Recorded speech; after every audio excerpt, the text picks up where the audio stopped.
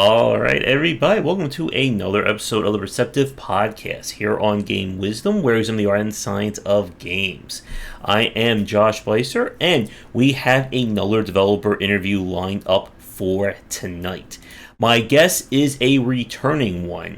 He has worked on projects such as Monster Train, as well as I'm sure we'll be talking about a lot more along those lines. But he's also currently working on the title Business Challenges at the End of the World, a kind of like idle meets like strategy game kind of design. And we're going to be discussing that as well as some of the challenges when it comes to onboarding, especially when you're dealing with multiple systems. So please welcome back to the cast, Brian Cronin. How are you doing?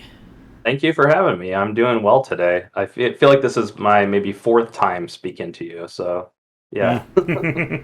Well, it is always great to have you back on, as well as for anyone else watching who would like to come back on and chat about their projects. Again, I am always available, so please reach out. So, it has been, I think, quite a bit since we last spoke. I think it was like around, like 2019, maybe 2020? Could have been maybe 2020. I think maybe I spoke to you about a previous project back then. So that makes sense. Hmm. So certainly nothing has happened at all in the last 2 years to like upend things. I'm sure for everyone watching. Yeah, not so much for game developers that were working out of their home already, I suppose. Hmm. So I guess to get the ball rolling, how is everything going with you? Like, do you have any other besides the project that we're going to talk about? Anything else you've been working on? Anything you would like to chat about? Yeah, the project we're going to talk about, I've been working on for most of. I started at the start of the year, basically. Maybe late last year, I started with a partner. So that's been my focus because I do it part time. So I just spend about an hour a day working on it. And we finally got to the point where we felt like we had enough of a game there to share with folks and to start getting feedback. So that's all I really work on in terms of my free time. Um, Hmm.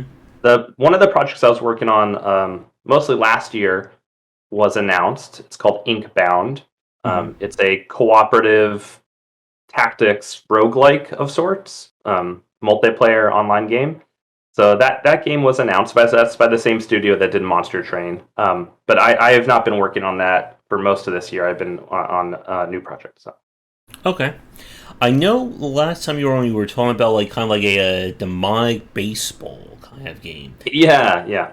How is that one doing? Did it get released or any updates on that? No updates. It's we were attempting to get funding for the game, and we went through a bunch of pitches and had some discussions. And ultimately, the game needs a little bit more tweaking to get it to the point where it could be funded or could be released. Hmm. And we just sort of decided the game was too big for us. We had a small team of three. Hmm. It was kind of too big for us to take on. So that was really the goal with this new project, Business Challenges, was to have something much smaller scope, something that our team could actually complete. And so that's where we've been putting more focus this year. Okay. So, for people watching us live record, then, what is kind of the pitch for business challenges at the end of the world? Yeah, it's an apocalyptic business management roguelike, which is a very well treaded genre that I'm sure everyone's super familiar with. The basic idea is it's a business management game. It's a dice-based game. So you buy businesses, your dice are your workers. You have different types of workers that are represented by different types of dice. So a D4 would be like a low-skilled worker, all the way up to a D20, which is like a rocket scientist or a doctor. So there's a bunch of different types of dice, and you have these projects that get presented to you, and you have to allocate your workers efficiently to try and complete as many projects as you can to make as much money as you can. Um, it's apocalyptic because as you play the game, you unlock events, and events present all these sort of weird end of the world scenarios to you. Um, as an example, there's an event called inflation. And the way inflation works in our game is that people are slowly inflating. And so you have to run a deflation clinic to help keep inflation in check, or people are going to pop. And that's bad. You don't want people to pop. So we have like these kind of apocalyptic, weird scenarios that occur in this business management game. And it's a roguelike because you play a run. We're adding more and more randomization as we go, but the run is randomized each time. Mm-hmm. And you're building up this progress as you go. You get to keep 1% of the money you earn, and you get to upgrade your kind of overall organization as you do that. All right. And in terms of the runs themselves, like how long would you say on like average like a run takes in the game? Yeah, on average, I'd say it's probably 20 to 30 minutes. Your first run we have it is artificially lower, so still probably about 30 minutes. And then once you learn the game better, you play faster. And yeah, I'd say a run is about 30 minutes. Okay. And I had a chance to play through one run on my own. This was like about like a week or so ago, so I haven't had a chance too much to delve into kind of the additional runs and kind of the persistent elements. And that was something that we were just chatting about before we started the stream in terms of a very interesting topic when it comes not just to roguelikes and roguelites, but just to games like this in general, where you have these layers of depth to your mechanics, but how fast and how slow do you kind of unveil this stuff? Because I think this is something that's very interesting. I know when we spoke with when we were talking about Monster Train a few years ago, this was another very interesting challenge when you have all these different kinds of monster decks or different styles. How quickly do you kind of throw this stuff at the player? Because we've seen cases, I think, from both ends of the spectrum. I've played games where it feels like it takes forever for, the real game to start. And then there are games like Stellaris, Europa Universalis, where I just start playing and then I'm hit by, 50 different random pop-ups and things I need to keep track of. And, my attention just gets overloaded and I don't learn anything.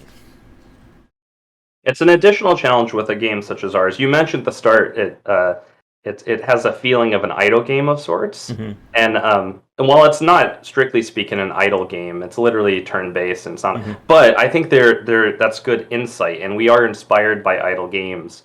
And mm-hmm. one of the cool things I think idle games do is they surprise you. They introduce new systems continuously as you play, mm-hmm. And that's something that we really want to do with business challenges. It's an aspiration because it's going to take a lot of time to implement, but the goal with the game is it's constantly surprising you. Maybe constant isn't the right word, but it's often surprising you. So we want to layer in game systems such that someone who's played the game for, maybe many hours is going to see a new game system they had no idea existed, and they'll have to be sort of onboarded onto that. So mm-hmm. Our onboarding approach so far has been you go into your first run. You don't even necessarily understand that it's a run. Like a lot of people don't really understand that concept yet. And you learn the basic mechanics. The basic mechanics of the game are pretty simple, but there's enough information that it takes time to wrap your head around it. Mm-hmm. The basic mechanics being you assign your workers to projects, you get new workers, you find new businesses, and you're kind of upgrading yourself and progressing through that run, rolling the dice and having success and failure. So that's like what we present the players their initial run. And their initial run is artificially low. We have a system in the game called Transcendence, and it's just a progress to completing a run, is all it is. You're transcending to the next level of business management. And so the first run, you start out at just 50 Transcendence, and that equates to 25 turns. So the first game is 25 turns. And then once you complete your first game, you automatically unlock the first tier in our tech tree that we call R&D. And at that point, you get 30 bonus Transcendence. So now your game is 20 turns long. 40 turns long. I have everything. You have 80 Transcendence, so you have 40 turns instead of the 25. And you unlock events. So that's where like the real game begins. And I think part of the difficulty with the onboarding process is balancing the fact that someone brand new to the game, even if they're really well versed in games, is going to have a hard time wrapping their head around this new system. It's not like the system is much more inspired by board games. So if you're a board gamer, you'll probably be more familiar with it. But video gamers who are used to platforming genres and tactics genres and whatever, it's a whole new game system to them. So they need like that time just to absorb the system and then we can layer on the longer playthrough and the event system, which just adds all sorts of new factors into play. But it's something I'm constantly doubting myself with, because like the real vision of the game is the events. And so if they're not playing that, they're not really seeing the full vision of it. But at the same time, if you throw that at them, that's way too much stuff. So that's the balance we're always trying to figure out. Yep, and what you were saying about kind of like getting or weaning the player on to the mechanics, like speaking about things from a roguelite perspective, I think that's another very interesting challenge I've seen some developers face, is that there are some games we've played where it's even hard to tell if the game is even a roguelike or a roguelite at the beginning. That if you're, if like, if quote unquote run one is kind of your onboarding run, and it's highly curated, it's set up so that you're trying to get the player to listen to like a very specific point, and then the player thinks, oh well, that's just the game. We go Right. here, 3 events, bad guy beats me or I beat bad guy. That's your entire game, and I'm gonna fall asleep or I'm just gonna move on. And there are some people who will never see those specific layers. Like, as a really interesting point, I was looking at something like with Hades, and I was watching the churn rate or looking at the achievement clears of the game on Steam, and there are a lot of people who stopped playing, I think, before they even got to the second biome. And even fewer than that actually made it all the way through to the end of a run. And it's that case again of how do you lay out the breadcrumbs and make it moving enough so that, hey, someone will actually go through all of this and then realize, oh my god, there's all this over here that I haven't even seen, touched, or even hinted at, and the game is that much bigger than what I thought. Yeah, that's definitely the core of the problem. And I certainly don't have a solution. And I know the solution is not just to throw all the mechanics at them, but something we're trying is like at the end game screen we have it's text, and that tells you it's a problem automatically. But we have text that kind of tells you, hey, you've unlocked events. And then we have it so that when you click the end game button, that button takes you back to your R&D, which is like the metagame progress screen, and it kind of like shows you what you can aspire to do, like if you keep playing. So that's the goal, that's the loop we have in there, is you play a run and then you go back to R&D and you can make improvements and you could keep playing. Another kind of challenge we have is that by default there's no lose condition in the game, and this is where it feels more like an idle game, I think. And by the default first run, you literally can't lose. You could do better or worse, and that's just how much money you make. But you can't lose. When you start playing after run one, you play with events. The event system introduces a way for you to actually lose the game, which lack in chat. Adriana, is that Adriana? Adrienne. Bad with pronouncing names. Anyway. She is famous for losing the game quite often, but also having just the highest score in the game overall of anyone, just because she plays it all the time. But anyway, that's another challenge we have, is that like we don't have a built-in lose condition. Yep, and I think like how far, I guess, I'm sure there's a question you've thought of, and I'm sure it's something that we can certainly spend a few minutes on. Like in terms of like the depth or like the layers of your game, how far, I guess, does it reasonably go, like in terms of like additional systems, additional mechanics? And again, if some of this stuff is you don't want to reveal it yet or you don't want to tease it, definitely feel free. Yeah. So right now, as the game stands, you have the core mechanics, and then when the event system gets added, the first kind of like surprise in the game is that all of a sudden there's a new stat in the game that wasn't there by default, which is population. So now the world population is displayed on the screen, and a bunch of the events interact with population. And it's like, basically you don't want population to go to 0. If population goes to 0, you technically lose the game. And then you have all these trade-offs to make around population. So there's all these decisions that get introduced through the event system that interact with population. So that's a new game system layered on top of the core game, is population. And the idea with the event system is that not every game you play is going to have population. Right now, it is, because we only have like 13 or 14 events. But the idea is that over time, we have all these different sets of events that interact with different game systems, like this population system. And you're not always going to have that population system. So that's kind of where the roguelike nature of the game comes in, where you're going to be interacting with these different game systems that they all have like a connection to the core gameplay of what you're doing in terms of assigning workers, managing businesses. So that's one layer. The other layer is the metagame progression. So you in the R&D department, you can invest in these new tech. We call them memos. So you unlock memos, which are basically like I don't know, some games call them relics or artifacts, or just these things, these passive little things that sit at the top of the screen and they affect the game in some way.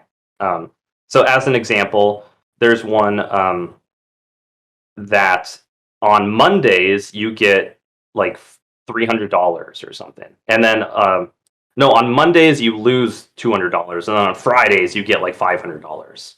So it's just there's a calendar in the game that is there, and you never really paid attention to before, but now it's impactful. It has a meaning in the game. Like what day of the week it is important. So the R&D, you unlock these upgrades that make you better and better. And the idea is that the events are fighting against you, and so you need these upgrades to like fight against the events. The events are generally negative for the player, not always, but often. And so then the idea is you're going to keep unlocking new tiers in the R&D, which are going to introduce new, more challenging events, and you're going to have more power to fight against those events, essentially. Mm-hmm. So that's the structure. We have some plans for even higher level meta structures on top of that, but those are still really early discussions. And I guess, like, to build off of that, in terms of, I guess, giving the player options, I think this also goes back to what we were saying a few minutes ago about, the depth and the complexity of your game. Because another challenge that we've seen from games, especially those of kind of like built on roguelite design, is that your first run is pretty much completely stacked against the player. That you simply do not have the tools or the mechanics available to even, with the best of skill or the best of intentions to win. And there are games that we've played that it oftentimes feels like the first, 5-10 runs, they're just simply, table setting. There's just me unlocking the stuff I need to then have the true run. And that can feel, I think, very frustrating to players when they know that it's not even the RNG that's against them. It's the very fact that, you've locked, that one system or that one ability that is required or quote-unquote required to beat the game. Yeah, I think that was my experience of Hades, which I actually still haven't beat a run in Hades. I've played probably 20 runs at this point. I think I'm just really bad at the game. But it definitely felt to me in the first few runs of Hades that like I had no chance. I'm guessing players that are just better at the game can actually beat the first run. But that was my experience of that game. Our game's unique in like there's not actually a lose condition by default, so we don't have that problem, which I guess is good. But yeah, I could see how that could feel artificial for players. Kind of like you want to feel that this is something I've been struggling with in general with game design, is this idea of if every player feels like their journey or experience with the game is going to be the same as every other player, then it doesn't really feel like a dynamic game. It doesn't feel like it feels kind of like just a movie or a book. Like you're going through the content, and this has also been my experience with a lot of idle games. Is you feel like your decisions aren't impactful. I think is the core of it. If you feel like what you're doing is the same thing that everyone else has done that's played this game, and some people really like those games that are kind of linear and more like a movie. And it's not to speak ill of those types of games because they have an audience, but the types of games that I appreciate are the ones that are more systemic in nature and whereby like player skill is more highly valued. So I'm always struggling with that, of like trying to figure out ways of making the game so it doesn't feel like it's just a simple progression from A to B, but that your individual player decisions matter. Mm-hmm. Yep, and it's very hard, I think, to again convey that to somebody who's not used to a proc gen and random generation in games. Because I've watched, streamers and YouTubers, who like for the first time will play a game like a Hades, or even games that have like random patterns, like a Souls-like, and it just completely throws them for this loop of, wait, I can't just do the same things every, time and it's going to play out the same way. I lose all my powers. What the heck is this kind of game? Yeah, and there's players that are going to be like that, even with a deck builder, like Slay the Spire or Monster Train, where they kind of want to just have the same experience every time. They want to like build whatever deck they want to build, and that's that. And I love when those deck builders, like Monster Train, we have, when you after your first run, you kind of unlock this ability to have a random set of cards at the start of the game. Um, so you have like your basic cards that every deck starts with, and then you maybe have 2 or 3 just random cards from all the cards in the pool added to your deck, and like that inspires you to build off in some direction you haven't tried before. And it's just like it takes you out of that like A to B progression. It makes it so that now you're having to make these decisions and like try things you haven't tried before. But I think it's just some players ultimately aren't going to want that. They just want that more straightforward A to B type of progression. Mm-hmm. So you can't please everyone, I guess. Yep. And I think like another aspect when we talk about kind of like systemic games like this is the kind of like capacity for the player to break the game, to use these mechanics and systems in a way that it destroys any semblance of challenge. It's that great goal to figure out, how do I just destroy this game? I never will have any difficulty in it ever again. We've seen this with, everything from Slay the Spire. Inscription, I think, is a really good example of this. Like, Inscription's whole, like, MO is, we're just going to give you game-breaking stuff, figure it out, and then break our game, and then do it all again on the next run. I've been playing a few games from Nippon Ichi, the developer of games like the Skea, and those kinds of very, I guess, like, deep in terms of their mechanics and systems, in terms of breaking their games. And they leave things to be very much, how far do you really want to go? Do you just want to beat this game? Or do you want to take your characters to like level 99999 and do, billions of damage per turn? And it's entirely up to the player to, how far do we really want to spend on these games? And it's always, I think, that level of fun or that level of interest that there are going to be people who will never have any interest in that stuff. Like, the second they see game over or they beat the run, I'm done, shelve the game, we move on to the next one, we never see this one again. And then there are people who will be like, okay, I'm going to keep doing it, we're going to go up to, progressive level difficulty 2 and 3 and 4, and I just want to, see exactly how difficult this game can get. Yeah, I love those games. I've really, as just a game designer, have changed a lot in the past few years. I think my original, like, this is going back 5-6 years. Originally, I was much more in the like things have to be well balanced. Tuning's really important, and like everything needs to be even in power level and whatnot. And that's good game design. You think of it as sort of like chess, right? That's the pinnacle of good design, and that's how you should design games. And I designed a game like that, and like it was well balanced and like really well thought out, and the power level of cards were just very minor. Like they were very, like a card was only basically barely better than like the basic action you could do in the game. And as a result, like the game just wasn't that exciting. It wasn't that fun to play. And then, I didn't do the core design on Monster Train. I would not take that credit. That was the lead game designer. But he really tuned things on that game to just hit extremes. Where, like, if by default your basic card does 2 damage, then like an end game card, when it scales fully up, it does 100 damage. That's the sort of like scale that game operates at. And it's one of the signature things about that game.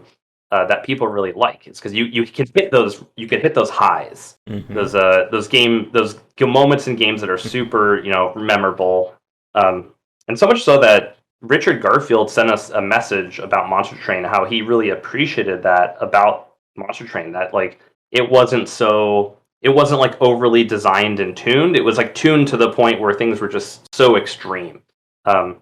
So that's more, I think, what I appreciate now in games is games that give you that opportunity to just do ridiculous things. But you also get those lows. Like, to get the highs, you also get those lows where things just don't work out and you have a horrible run. And, like, it's the cost of doing business, basically. Mm-hmm. Yeah, and that kind of, like, punchiness, I think, is very important. It's also sometimes, I think, very hard to convey to the player, especially when it's built on very different mechanics or rules. Like, returning to Monster Train, for instance. Like, when you have, and again, I've forgotten the names of the various factions. That information has long since slipped out of my mind. But, like, when you have, like, the candle-based faction, or the wax one, and you have, the characters who can die, and when they die, they give you a buff. And a lot of these games, especially with deck builders, that none of this looks amazing in a vacuum. This card gives me +5 block when I attack. Big whoop. And then again, the systemic nature of these games is okay. +5 block on attack. Let's have a card that magnifies block every time I play a card. And then let's have another card that does damage based on the number of blocks or the amount of block I have. And then suddenly we have this crazy run. And it's, again, like one of the MOs for why, people like you and I, we love these kinds of games. We love to figure out, okay, if this card can do this, but we combine with this, and this, suddenly our entire run is broken. But the challenge, and this is something I'm curious for the people watching as well, what they think about this point. The problem or the challenge is, how do you get somebody to get to that level? Like, if you're introducing a game like Slay the Spire or Monster Train or Inscription to someone, you say, yeah, these are your cards, but you're going to also want to break this game. These things are just going to then be applied and then completely dominated. How do you get that player from, stage 1 to I'm now breaking the game? I think the stage 1 is like just a capability to break the game, so it's not something that every game supports even, right? It depends how the game's tuned and how everything interacts. But like, assuming you have a game that has that capability, which like a lot of deck builders do, it's just kind of inherent to the genre. Then I think what you need is like a stage 2 is just a hint to the player that this possibility exists. So you have like one of those innocent looking cards, that gives you like a bunch of block, whatever. And then you have that other card that like you have these cards that in the card games that present challenges to the player. So a challenge card would be apply your block as damage. So like players see that and it's exciting because it's uncapped, right? It's not do 5 damage, it's do potentially infinite damage. So like, but it has a cost to it, right? It has something you have to do to, like, there's a challenge you need to complete to unlock that potential. And the potential is unlimited, so it's super exciting to people. So you have that hint. You have that card that says, like, here's your challenge. And then the players just want to look for what they have faith in the game, in the game designer, right? Like, there's something that unlocks this challenge. I need to find it. This is also something fascinating about traditional card game design is that, like a game like Magic, as an example, right? They'll release a card in the set at the start of the year that like hints at some mechanic, and it may not be well supported yet. It's a card that is potentially going to be super broken. It's one of these challenge cards, but it doesn't have the key to unlock it yet. It has like some hints of some keys, but it doesn't really come together. And then like the set in quarter 3 will release that card that unlocks it.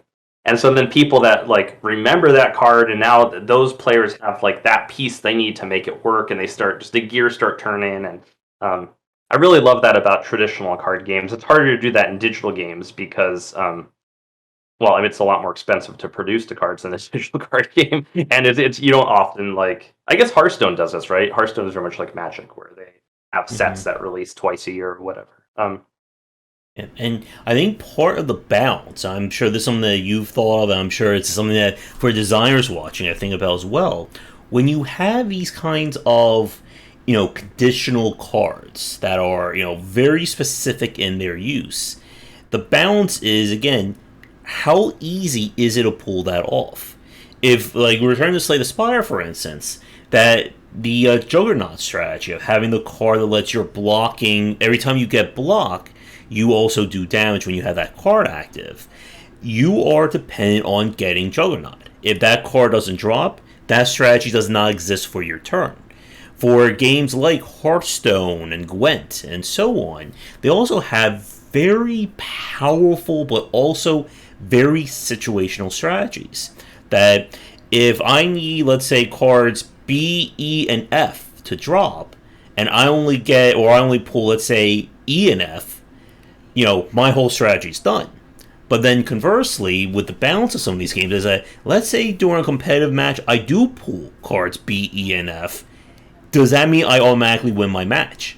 Because if anyone who remembers, of course, like the early days of Miracle Rogue, which I always go back to when I talk about like deck builders and balance, where that one strategy, it dominated the game for months because, well, it was easy to pull off, it almost guaranteed a win every single time, and the opposing player, once it kind of gets started, can't do a damn thing about it.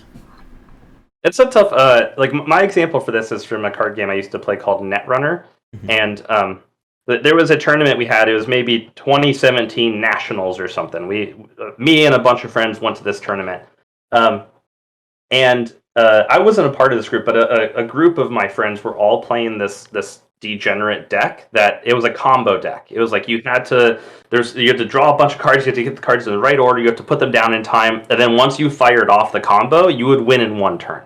And the trick to it is like it was not easy to pull off. It was actually difficult to pull off, and like it would depend a lot on who your opponent is and how quickly they're playing, and like if you need to interact with them versus you need to just power your engine. Like those are all tough decisions to make. So it was not an easy deck to play, but it was a surprising deck. Like people didn't know about this deck. It was sort of invented before this tournament, and it was something that I don't think the game designers often know about a deck like this. Like they put a bunch of pieces out there, cards, and it's not a known thing, and like players discover it, and it can be problematic or not. And for this tournament, the strategy was that something like 5 or 6 of them played the same deck, and they were talking about how they just had to do the rain dance.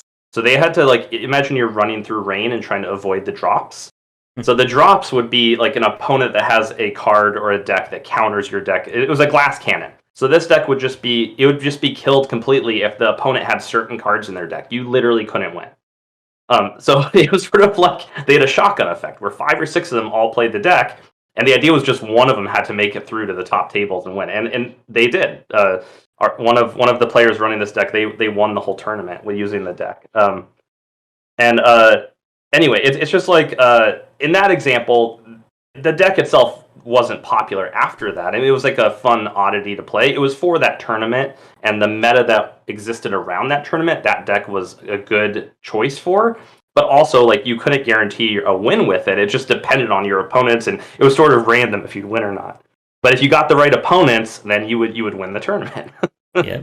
So that's the example I go to in terms of like that was all super exciting. Like it was a super fun tournament. It was like it was just dramatic thing that was going on. And you can't recreate that in any other game really. It's like there's certain card games like this that you could create that dynamic in. Mm-hmm. And like another example like of having like that kind of like meta kind of like dictate strategies. Another example for me would be something like with Slay the Spire, that whatever the final boss of Act 3 you get greatly determines, the viability of your deck. And that was one of the things that has always kind of annoyed me about Slay the Spire that I really enjoy about with Monster Train, was that in Monster Train, the game obviously tells you, okay, you're going to be fighting this final boss. He counters X, Y, and Z. So you have the entire length of your run to say, how do I beat this guy who can counter the strategy? Whereas when Slay the Spire, like similar to like your Netrunner example, that if I build my deck and I get that boss who counters my deck, it's basically it. Like there's no room to maneuver if the boss inherently beats my deck. Like it doesn't matter how great I am, it doesn't matter how great that strategy is. And I've had runs that completely go sour. Like if I get the boss that, what was it, the Unsighted one, Untainted one, the one that has like a phase 2, or if I'm going like a heavy throwing out lots of minor card strategy, I get Time Eater, who then just completely like laughs at me as he shuts down my turns every 9 cards I play. That is a detail with Monster Train. Like that decision to show the boss was added somewhat early to the game. And it's interesting with the card. Like that's one of the things about Slay the Spire I think that they really innovated on is they showed you what your opponent was going to do the turn before they did it. Like it's not a secret, right? You can strategize around it. And it's interesting that they didn't choose to take that to the next level and show you what your end boss was. I wonder how much that was an intentional decision versus it just never occurred to them to do that. I'm not sure. Or it was probably intentional at some level to not add it because they probably would have added it by now. Yeah, with Monster Train, I think the idea was just always that we wanted extreme bosses, like bosses that did very extreme, cool, unique things. And we knew that some of those were just going to negate entire decks. So, at least for the players that like get really into the game, we wanted to broadcast that to them at the start. So they wouldn't be surprised when there's one boss in Monster Train that, like, I think it's the first card, this first spell you play every turn is consumed, so it's removed from the game. And, if you're building a spell-heavy deck, that could be really bad for you. So it's like, it could ruin your run. And for like people that are new to the game that don't know to look at the boss, they could still have that effect. But I think like they're going to learn something at least. They're going to be like, oh, the game has the capability to really screw over my spell-heavy deck. That's something I should at least be aware of from now on. Mm-hmm.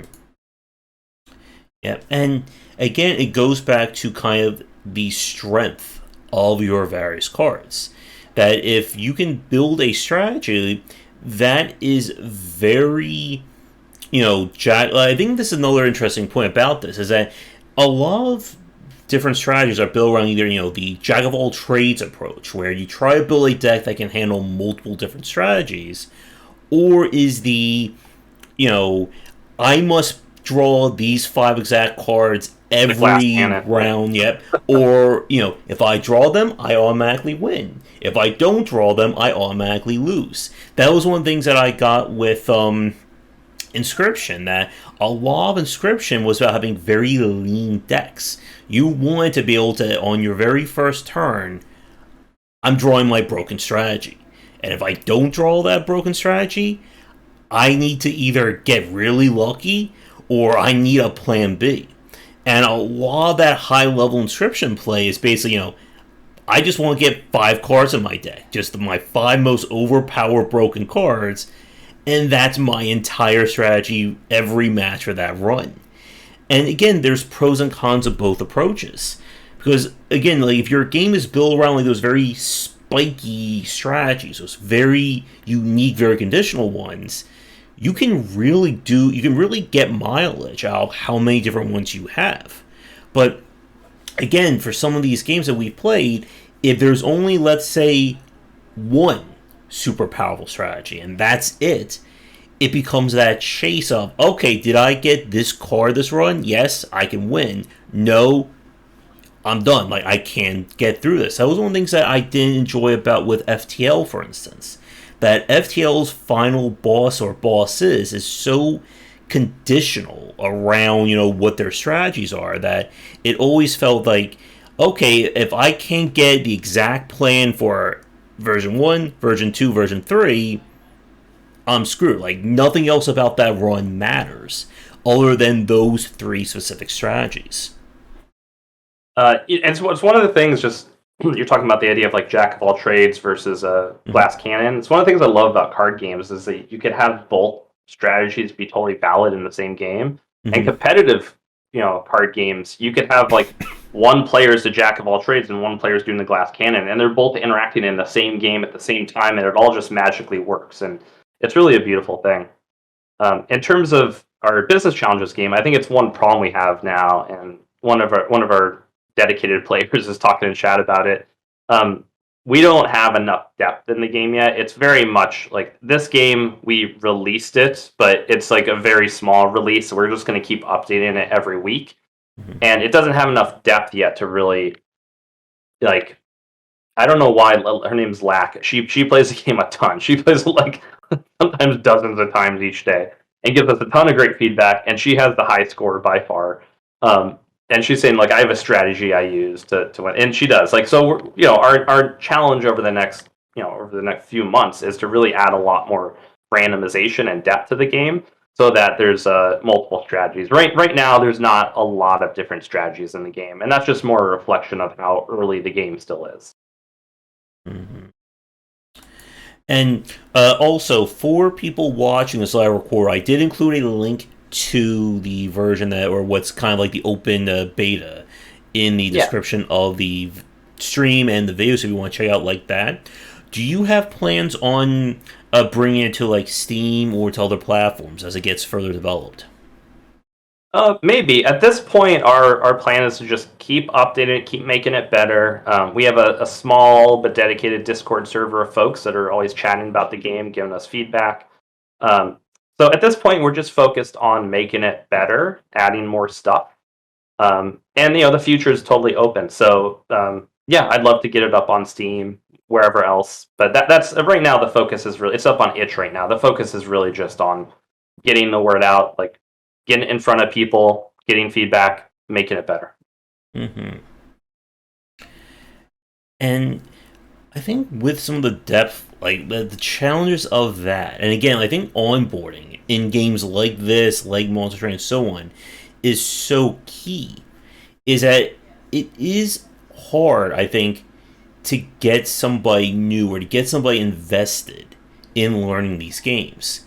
Because as we said, like the first run is oftentimes the most curated, but it's also where I think a lot of people will kind of base their entire experience of their game on.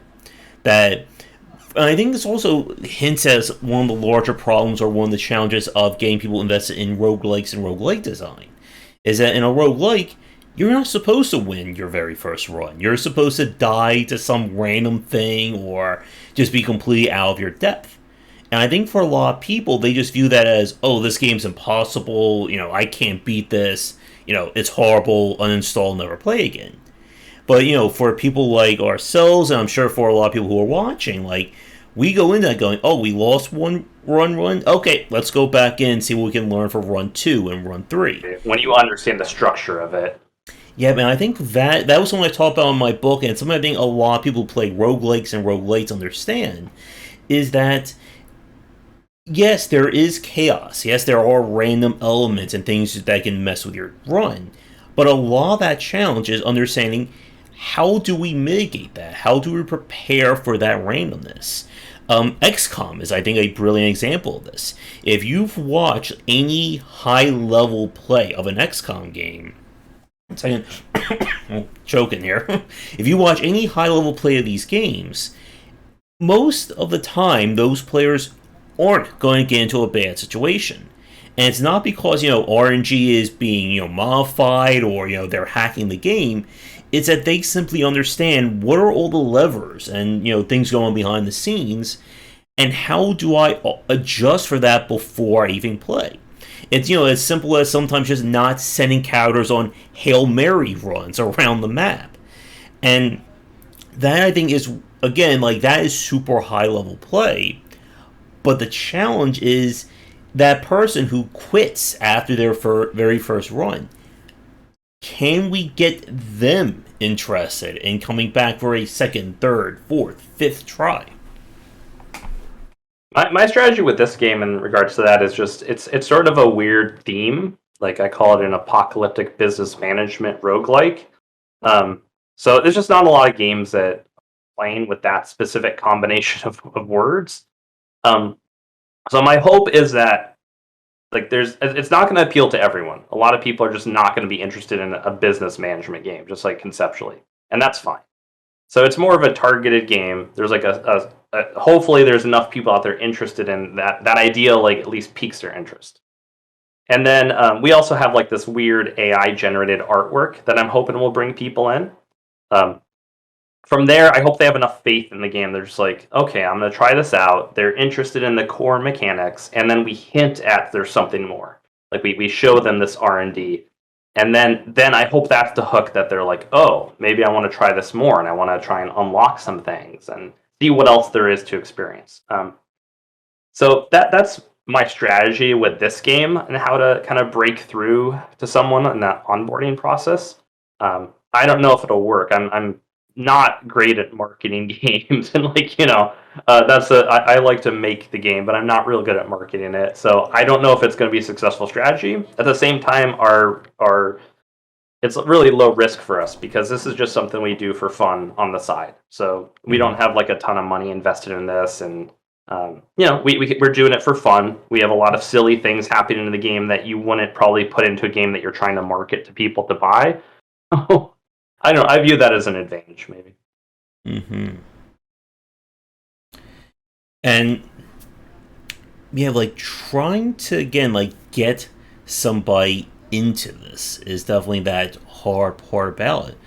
Because again, you can kind of throw all those breadcrumbs out, but if somebody again plays their first run and is like, oh, I win or I lose, that's it, I don't want to play anymore, that you could have like a 40, 50, 80 hour long experience. For somebody, it's literally just a 10-minute game, or even 5 minutes if they lose right at the beginning. And WRF said this in chat that sometimes it's all about making the best of a bad situation. And I mean, that is a major point about a lot of these games, that sometimes RNG is just not on your side.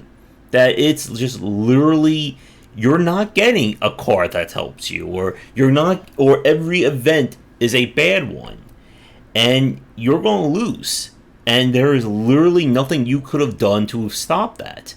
And for a lot of people, that's a game breaker. You tell me I start playing your game and I'm just going to lose automatically. Why do I want to play your game? Well, that's back to where like the player decisions have to be the primary thing that's driving the game. If it doesn't feel like my decisions matter, then I feel like I'm just watching a movie. It's for our game, I mean, the intent is definitely that your decisions are the primary thing that matters. And so a lot of that comes down to tuning. Like, that's our intent with the game. Our intent is that there's always a path to win a game. And, if that's true in practice or not is hard to say. But when it comes to tuning the game, that's what's leading all of our tuning decisions. There were some people in chat that were interested in the idea of AI art. I don't know if that's something we want to talk about at all. We could touch on. I'm not too familiar with it, but we can certainly, or I'm sure you can talk a little bit more about than I can. I'm trying to see if there's anything else in chat. I thought I saw we talked about making the best of a bad situation. I think there's like one other point that I wanted to say from a design standpoint. Rob FTL. Oh yeah, one other point that I wanted to mention about, again, like the level and what you just said about making sure the players' decisions are impactful, that they are actually changing things. There's this one game that I played, Tharsis. I don't know if you've heard of that one. A friend has recommended it because our game is a dice game, and you were speaking of RNG earlier. It made me think of that. I've not played Tharsis yet. It's on my to play list. Yeah. One of the more interesting aspects, and this is something again that I bring up a lot when we talk about RNG, is that the events that you get are 100% random. Like, there is no sense of the game controlling or holding back. Like, this is a game where on turn 1 you can get every catastrophically bad event that can happen to you. Or you could get to like the very last round and nothing bad happened to you that entire play. And then you're left wondering, why are people complaining about the difficulty of this game? And I love it. It is, again, like very polarizing because of that. Because, again, it gets into that issue of I can do nothing and I can win. Or I can do every single thing right and the game just decides, oh, you barely survived. Here's a meteor storm. Go, it's like kicking the virtual sand in your face, at the beach. I love it. Yeah, we've been struggling with that in our game. We have events, and so our game, you progress through. At the start of the game, you're making like $100 on a project, and then by the end of the game, you can make upwards of like $200,000 or $300,000 on a project. So it progresses and scales pretty extreme throughout just a single run. And our event system is designed right now such that an event is static. Like when you get an event, the numbers, all the factors of that event are the same each time. Which I like that because that's like it's hand designed content and it feels really good. And some of the challenge that I've had is there's one event, not to spoil a little component of the game here, where you find out that your new boss is the devil, and your new project is to murder the devil. So you're responsible now for murdering the devil. And you do that by assigning workers, and your workers fight the devil. It's like, But, the challenge with this event in particular has been if you get this event early in the game, you don't have enough workers to mathematically beat the devil. And so the devil's going to, it really sets you back. It, like, basically kills your run. And so, like, I have this, the pure designer in me wants all events, like the Tharsis model, wants all events to just be random, and you could get any event at any time. And so, like, that's a problem with our game because, like, you're not prepared to deal with that event early in the game. So I could scale the events. I could make it so all the events have like a tuning knob where I could just scale them up and down, and that would be a solution. But that doesn't feel nice to me. That feels like an elegant design. Like I don't know. I don't like there's a lot of RPGs where like you progress in the game and all they do is they just make the enemies just as difficult. Like they just scale the enemies to match you, and so like you're doing 1,000 damage now instead of 10 damage. But like everything just scaled up to match you, so like it doesn't. The numbers change, but the game itself hasn't changed at all, and that always feels cheap to me. So our current approach is I don't like it, but our current approach is just to gate certain events. So there's some events that only can appear in the run, like by the halfway mark, or when you're 80% through the run. That's our current solution, and it feels wrong to me. But at the same time, I don't have another solution right now. So I like the Tharsis model. It doesn't work with our game right now. Yeah, I'm also not a fan of games that just auto-scale as well, because I think, again, that loses some of the impact of kind of the growth, and it also means that if you're not properly prepared, like such as like with the older like Oblivion, was it Oblivion or Skyrim that had the first kind of enemy scale? I always forget which one. No idea. That, if you level up the wrong skills, but the game decides to scale based off your overall level, then suddenly you're fighting enemies when you're not even prepared for that. Your armor's not high enough or whatever. I think with that, I'm trying to think if there's anything else, like, from a design standpoint. But as a quick time check and for the chat watching, we're about 52 minutes in. We said like about like an hour for the cast, so we'll probably go for like another 10 to 15 minutes. If that works for you, Brian? Yeah, sure. And for the chat, if you do have any questions or comments for Brian about business practices, questions about design, anything along those lines, please get them in, because this will be final call for questions. Because I'm definitely the wrong person to ask questions about business practices, but I think you meant to say business challenges. Business challenges, I'm sorry. Yeah, I'm definitely not a business person. I'm the wrong person to be making this game, but I wanted to make it anyway. So let's talk about what you're doing with kind of like having like AI generated art or procedurally generated art. Yeah, sure. This is something that I know very little about, so I'm going to let you take it away. It's a fascinating place right now. I don't know how tuned in folks are to the developments in AI over the last even just 12 months, but they've been astounding. There's a couple. So, like, the way they're structured, they call them models. So, an AI model. And that's just like an AI that will do something, right? So, there's different types of AI. There's AI that will generate artwork, AI that will answer prompts, like you type text to it and it will respond. So, the image generation that's happened recently, the big ones are called DALL-E 2, and then Google had one called Imagen, or ImageGen. And they're both incredible. And the way these AI work, they have to train the AI just like you would train a person. Not just like, but like theoretically how you train a person to do any sort of task. So they train the AI with thousands of computers over like hundreds and hundreds of hours. Some of the bigger models, it's estimated they're in like the tens of millions of dollars just to train. So it's serious big tech, and like the developments that have been happening recently have been really inspiring. So that's something that myself and my partner on the project, his name is also Josh, has been really interested in. And we're not artists; we're both engineers. And so we don't have a ton of art needs on the project, but we have a few. And one of the few art needs we have is events. Like each event has a piece of artwork that just represents that event. And so we decided to experiment with AI. So we tried a few different AIs. There's a few that are like commercially available that we've been able to get access to, and it's a really interesting process. It's not as easy as telling the AI exactly what you want and it appearing on the screen. You have to kind of work with the AI to get the results that you want. And you end up you give it hints. So for example, I wanted like very realistic rendering with nice lighting, and so you'll type something like a man in a business suit playing with dice, rendered in Unreal Engine 5, and you'll give it hints like that, and then it will come back and give you an image, and then you keep iterating on it until you get something that you like. So yeah, that's been our approach with a lot of the artwork in the game, has been to use AI to generate it, which is great because we want to have dozens, maybe hundreds of events eventually in the game. And so, it'd be difficult. It's a time-consuming process to make art. Even if you have an artist dedicated to doing it, you have to actually give them instructions of what you want. So just being able to go in there and directly ask the AI to make something. But also the AI, they give you weird results. The artwork is always a little bit off.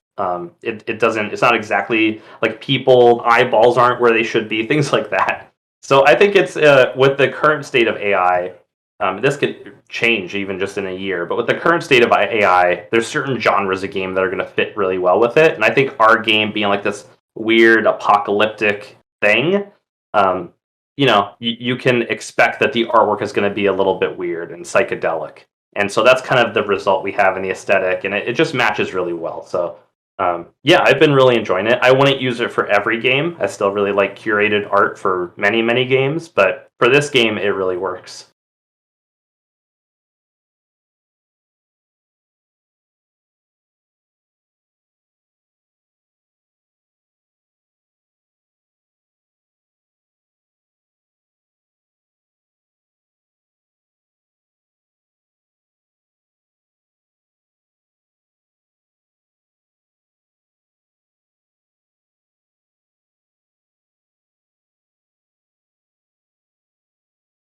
Oh, sorry about that. I muted myself.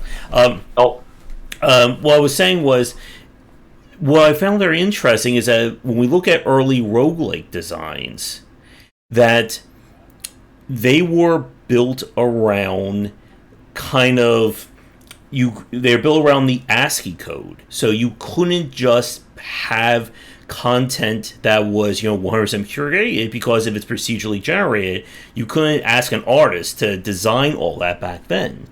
And then when we look at part of the reason why I keep muting myself is I keep losing my voice.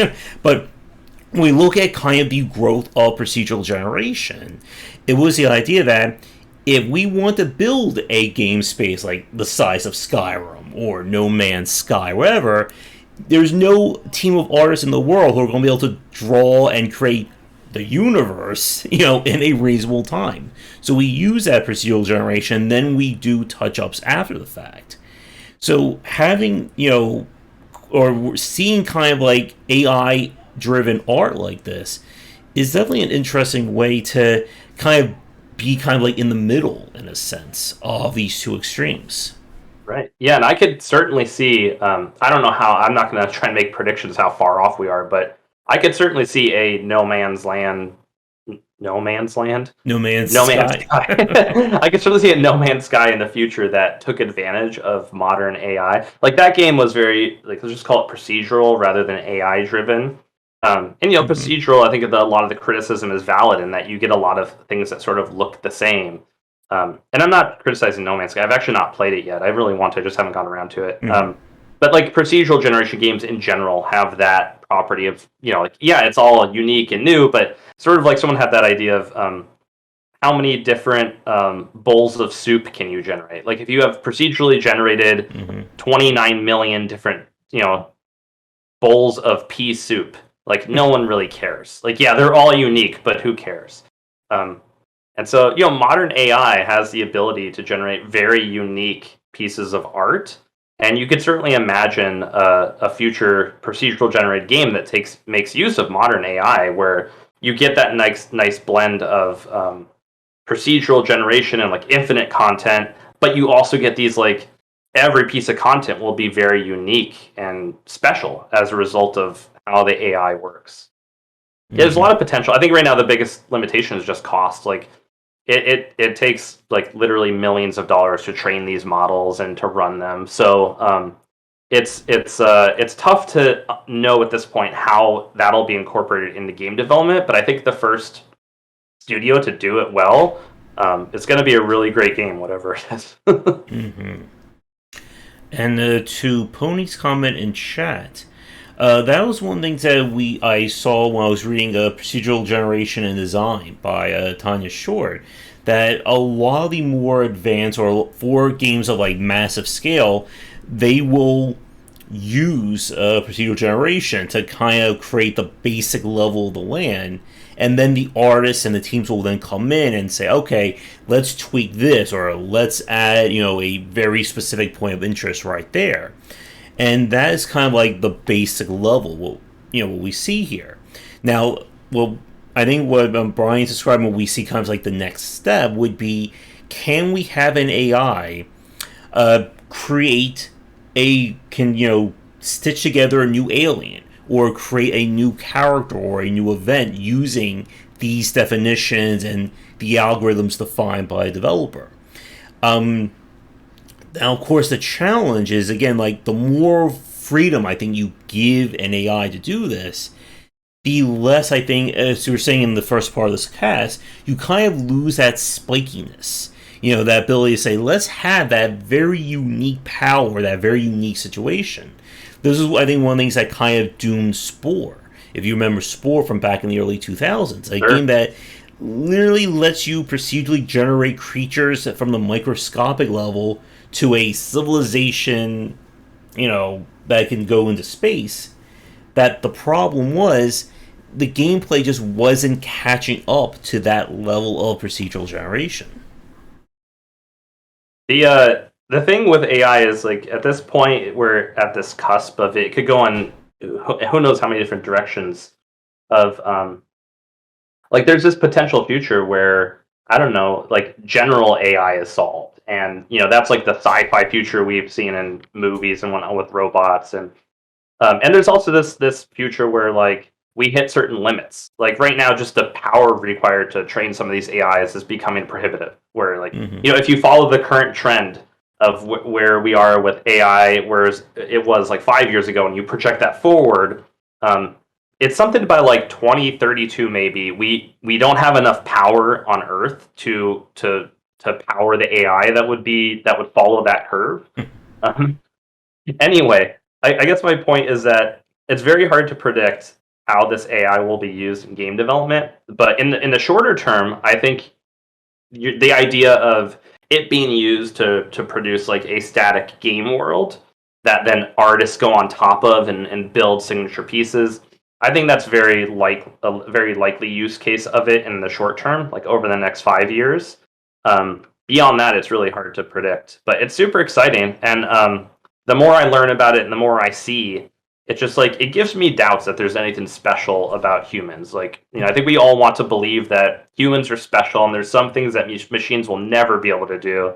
And historically, it's always been like, you think about the Jetsons. The idea was that sort of the menial labor will be the thing that AI will take over first. Like robots are going to come in and clean bathrooms and all that, and that the kind of like the artistic jobs and the engineering jobs and all that will be the thing that will be safe from AI for forever. Like AI will never be able to create artwork. That's a strictly human thing. And it turns out that in reality, the reverse is true. Like, it's very difficult to make robots that can like generally clean a bathroom. That's a very hard problem. But to make an AI that can create like cool looking artwork of Homer Simpson riding rides at Six Flags, that's doable now. Like AI can do that very, very well. So, yeah. All right. So I think with that, we are just about, I think, at the end. Anything else regarding AI generated images or with your game that you would like to mention? Yeah, people could go. We have an itch page. I think you've linked to in the video, so people could go check out that. And it's a web game. I never mentioned that, but it's just you play it on itch on the website. So yeah, I hope people give it a try. There's people that are into it, so you might like it too. Try it out. All right. And do you have any other links, social media, anything like that you would like to promote or let people know about? Yeah, all I really do is Twitter, so I'm Brian G. Cronin on Twitter. I post a doodle almost every day. I do a little doodle, so if you like doodles, you could go look at that. Otherwise, that's all I really got. You could join our Discord channel. You could find that at the itch site for the game. So if people are interested in the game more and talking to people about it, we have a Discord link you could join. All right. So many games on itch. Yeah, there's so many games everywhere. I have a few thousand I still need to get around to playing. A lot of games on itch because it's very easy to put a game up on itch. There's just zero friction. So, and it's a nice place to just put a game to start gathering feedback and you have information about the game. So it's itch is good. I like it. All right. So I think with that, we will wrap things up for our cast. Brian, as always, it has been a pleasure chatting to you this afternoon about design. I'm sure we could probably talk for a few more hours if we all had the time, right? Yeah, definitely. Thanks for having me on again. It's always good chatting with you. No problem. And when you have more to talk about, let me know, and we can certainly have you back on for another cast. Sure, sounds good. Yeah, we're planning to update the game, so we'll continuously update it. Maybe another few months we'll have something interesting to share. All right. So, for everybody watching, we're going to end things for our episode. Be sure to do all the liking, subscribing, commenting. You'll find links to all my stuff down below, and there's more on the overlay up there. We'll be back later tonight for our regular game stream, so be sure to tune in for that.